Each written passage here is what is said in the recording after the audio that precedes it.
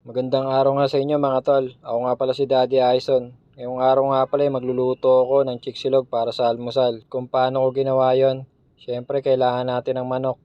Basag nga lang ako ng isang itlog dyan tapos naglagay ako ng magic sarap mga tol. Naglagay din ako ng paminta. Tapos gamit yung malinis na kamay mga tol, lamas-lamasin nga lang natin yan na may konti pagmamahal. Dito naman sa isang bowl, lagay tayo rito ng harina mga tol tapos cornstarch.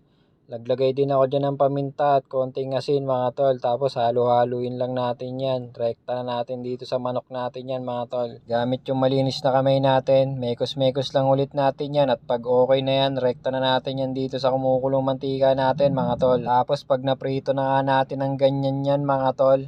Okay na nga yan, set aside na nga natin yan. Dito naman, prito tayo ng itlog mga tol. Tapos, same pan lang, binawasan ko lang yung mantika. Lagay tayo ng bawang dyan mga tol. Mekos-mekos nga lang natin yan. Lagay na natin yung kanin lamig natin dyan mga tol. Naglagay nga lang din ako dyan ng toyo tapos asin mga tol. Mekos-mekos lang tapos okay na nga yan mga tol. At syempre alam nyo nakasunod niyan. Platings na tayo mga tol. Kita nyo naman yan kung gaano ganap na ganap yung chiksilog natin dyan mga tol. Syempre hindi na natin patatagalin yan. Titikman na nga natin kung gaano kasarap tong chiksilog natin mga tol. So paano?